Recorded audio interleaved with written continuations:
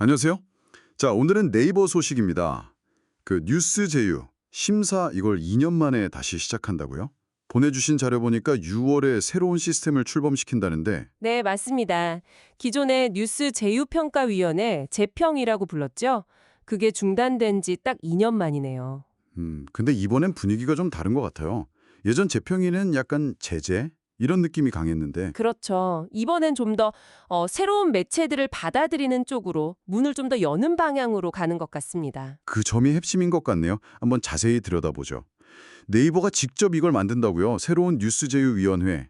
구조가 보니까 정책위원회, 제휴심사위원회, 운영평가위원회, 또 이해신청처리위원회까지 있던데요. 네, 꽤 체계적으로 나눴죠. 이게 아마 과거 재평의 운영 방식에 대한 뭐랄까 비판 같은 걸 좀 의식한 구조로 보여요. 아, 역할 분담이 확실하군요. 정책위가 기준 만들고 심사위가 신규 평가, 운영평가위는 기존 제휴사 관리. 네, 그런 식입니다. 근데 여기서 진짜 주목할 만한 변화는 심사위원 선정 방식이에요. 선정 방식이요? 어떻게 달라졌죠? 예전엔 30명 위원이 고정이었잖아요. 근데 이제는 300명에서 한 500명 정도 되는 전문가 풀을 만들어요. 거기서 심사할 때마다 무작위로, 네, 랜덤으로 뽑아서 맡긴다는 거죠. 아, 무작위로요? 그럼 특정 위원 로비 이런 논란은 확실히 줄겠네요. 그렇죠. 그런 의도가 크다고 봐야죠. 로비 차단은 물론이고 어쩌면 좀 더 예측 불가능하게 만들어서 공정성을 높이려는 시도일 수도 있고요.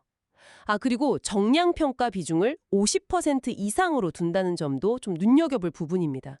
데이터 기반 평가를 늘리겠다는 거죠. 네, 흥미로운 지점이네요.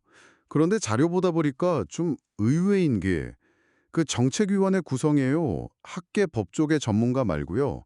정당 추천 인사가 포함될 수 있다고요? 예전 재평위는 정치권 인사 배제하지 않았었나요? 네, 맞아요. 바로 그 점이 앞으로 좀 논란이 될 수 있는 부분입니다. 한편으로는 뭐 정치권 압박을 의식해서 투명성을 높이려는 시도다 이렇게 볼 수도 있겠지만요. 네. 다른 한편으로는 이거 정치적 입김이 작용할 여지를 그냥 열어둔 거 아니냐 이런 비판도 충분히 가능하죠. 그럴 수 있겠네요. 중립성 문제가 불거질 수도 있고요. 네. 그래서 이 부분은 네이버가 앞으로 어떻게 운영하면서 중립성을 보여주느냐가 중요할 것 같아요. 그리고 이해신청 처리위원회를 따로 둔 거랑 정책위 밑에 다양성 TF를 만든 거요. 이것도 과거 재평위 약점을 보완하려는 걸로 보입니다. 제재 후에 불복 절차가 좀 미흡했었고 지역 매체나 전문 매체의 다양성 확도가 잘 안 된다는 비판이 있었거든요. 언론계 반응은 좀 기대하는 분위기겠어요. 그렇죠? 예전에 CP사 되기가 진짜 바늘구멍이었다는 말도 있던데요. 네, 맞아요. 8년 동안 단 8곳만 CP사로 선정됐다고 하니 뭐 말다 했죠. 와, 8년간 8곳이요. 정말 힘들었겠네요.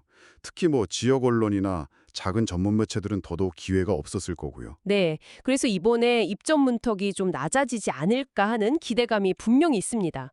객관적이고 좀 공정한 평가에 대한 요구가 계속 있었으니까요. 그렇죠. 근데 여기서 또 중요한 질문이 생겨요. 과연 그 과거 재평위가 했던 정화 기능 있잖아요. 어뷰징 행위 같은 거 걸러내는 거요. 그걸 이 새로운 시스템이 잘 해낼 수 있을까? 이 점입니다. 그러니까 문턱을 낮추는 건 좋은데 그러다 보면 좀 문제 있는 매체들이나 행태 관리가 소홀해질 수도 있다. 네, 그런 우려가 있죠. 입점 확대에만 너무 무게를 두다 보면 기준이 완화되거나 관리 감독이 좀 느슨해질 수 있는 거죠. 결국 제휴사를 늘리는 것과 뉴스 생태계의 질, 이 둘 사이의 균형이 정말 중요하겠네요. 그렇습니다. 특히 기억해야 할 점은 뭐 위원회가 심사를 하든 어쨌든 최종적인 계약 해지 권한, 그러니까 퇴출 권한은 네이버한테 있다는 거예요. 와, 네이버가 최종 결정권자군요. 네. 위원회가 아무리 잘해도 네이버가 실제로 문제 있는 매체나 뭐 기사형 광고 같은 것들을 얼마나 엄격하게 관리하고 퇴출시킬 의지가 있느냐. 이게 관건이죠. 단순히 문턱만 낮춘다고 다 해결되는 건 아니라는 겁니다. 자, 그럼 정리를 좀 해볼까요? 네이버의 이 새로운 뉴스 제휴 시스템은 과거의 어떤 불투명성이나 로비 문제, 좀 경직됐던 부분을 개선하려는 노력은 보여요. 그러면서 동시에 더 많은 매체에게 기회를 주려는 입점 확대를 목표로 하는 것 같고요. 네, 맞습니다. 하지만 말씀하신 것처럼 정당 추천 인사가 들어갈 수 있다는 점에서 정치적 중립성 우려가 남고 또 문턱을 낮추면서 과연 뉴스 품질 관리가 제대로 될까 하는 질문도 남네요. 네, 그렇죠. 이게 단순히 네이버 뉴스 화면에 어떤 언론사가 더 보이냐 마냐의 문제를 넘어서는 겁니다.